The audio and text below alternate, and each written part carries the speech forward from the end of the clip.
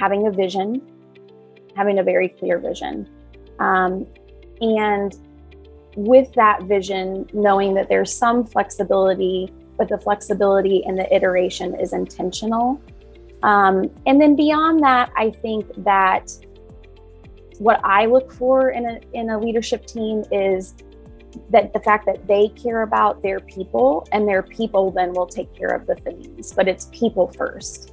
And I believe that that's what makes a good executive leadership team. 3 things I would say. One is I expect them to take full responsibility for their area of responsibility. And then I also expect them to take full responsibility for the success of the organization. And I expect them to keep that as their highest priority. So at times they may need to do something that's best for the organization, but not necessarily best for their area of responsibility. And the third thing is I expect them to be able to not just give constructive, or not just receive constructive criticism, but also give it to other team members. I want them to work as a team and to hold each other accountable. And I think what we've done for leadership within nonprofits is we've said to ourselves, well, it's a nonprofit organization. We're not going to be able to pay them all that well. So we're not going to expect a ton out of them. And I think that's the exact wrong thing to do. I think what we should expect out of our leaders in nonprofit associations is no different than what I should expect at a CEO of a Fortune 500 company. We want to ask them to do the following. Number 1, help build a strategic vision. Help connect that strategic vision with the entire staff. Help remind the staff of that strategic vision over and over and over again. Number 2, lead and grow the people within the organization. Just like any good CEO, the staff of a nonprofit organization is only going to be good as the leader gets them to grow. And number 3, major donor fundraising. The CEO who says to themselves, or the executive leadership team who says to themselves within a nonprofit, I never want to raise money. Well, that's simply not going to happen. All of us at the executive leadership level within every nonprofit have a responsibility to go to the marketplace, to connect with major donors, and to ask for money from time to time.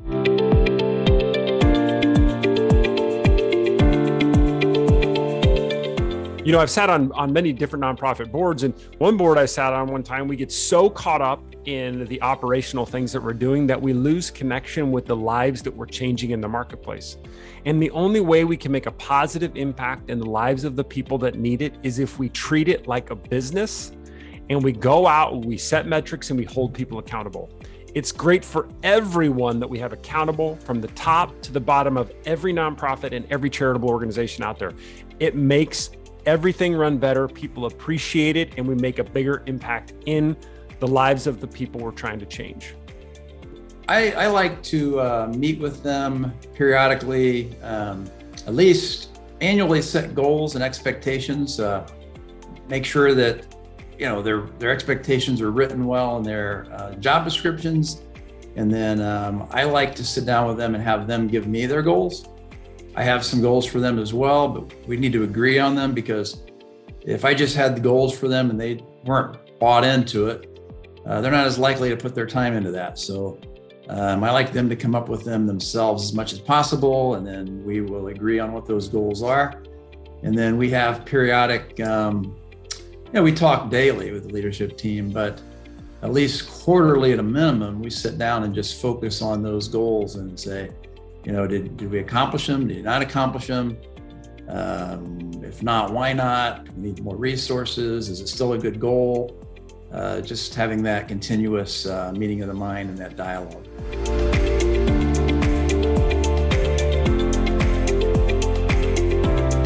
I think the days of being able to post an ad out there, even on our website that reaches so much of the nonprofit community and just pray, is, kind of long past. That if an organization is going to be in active recruiting mode, they're going to need to be able to reach out beyond posting a couple ads, connecting in the community, connecting in their industry, letting people know, maybe even identifying specific leaders that they admire and reaching out to them as potential candidates or as referral sources. So some of that is just kind of general, recruiting, kind of things. But I think the organizations in general will have to be more active than they have been in the past. The last comment I would make around this is if we go back 10 years ago or more, most top executive director, CEO candidates came up through the program ranks. So they used to be, maybe they started as case managers or something and moved up in programming and then eventually became the executive director or CEO. Now, and when we go back and look at the searches we've done, more than half now come from more external facing roles. So fundraising, advocacy, marketing. Job opening opens up within the leadership ranks of a charitable organization. It's very natural for the board and other members of that nonprofit to say to themselves, let's go look at other nonprofits. Let's go explore other nonprofit organizations to see where we can find our next charitable leader. We say that to ourselves because we think, number one, they've got to have nonprofit experience. Number two, we can't pay them very much. So we've got to go find another nonprofit who's not paying their leadership very much and recruit them over to our place so they'll be okay with the salary. I hate that approach.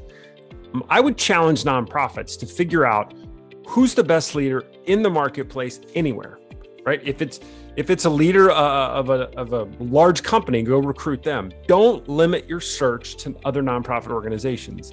Then the fear sets in, well, how are we going to pay that person? Don't worry about that right now. Go recruit the best person for your organization, regardless of worrying about the pay initially. And then once you figure out a way, who those people are, bring them into your organization. How do you find these people? It's typically your board members are going to be the best place for you to recruit leaders within your local community. So you start with your board members and you say, here's the type of leader that we need. Here's the skill sets that they need to have. Here's the impact we want them to make in our organization. Go find us the next leader. Well, what if we don't know other charitable leaders? Don't worry if it's a charitable leader. You go find me the best leader and we'll see if we can recruit and bring them in.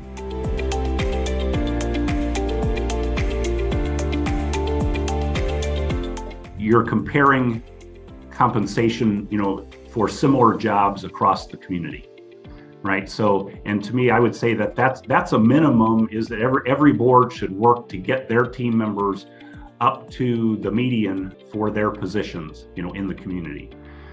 Some people will kind of criticize, well, you're kind of benchmarking underpaid people against other underpaid people. And that's a fair comment. My thinking is that if we get everybody pushing toward the median, it raises the median. So if we can get those organizations that are paying far below market to start moving toward the market, then it's going to move the market up. That organizations who have been able to raise money or through other funding sources to be able to offer benefits, to be able to offer insurance. If you're not able to offer insurance, you probably cut your pool in half of the potential candidates that can come to work for you, because it's gotten so expensive to go out and buy individual policies. So the person has to have a partner, a spouse, or not care. And that's not likely. So I think board members need to be thinking very seriously about how they honor and how they reward nonprofit leaders. So I think that compensation is a challenging question because it means a lot of different things, right? So I believe that compensation beyond the financial elements should include lots of flexibility, because the work that we're doing in nonprofit is a lot of the time a 24-hour job. I also believe, and I've noticed and been pleased to notice, companies investing in their employees' mental and physical wellness. So I believe that compensation should include being cared for so that you can give care to others. So that looks like, sometimes companies will hire a personal trainer to come in once a week, or they'll have fitness classes on site. Sometimes it includes having, flexible schedules, different things like that.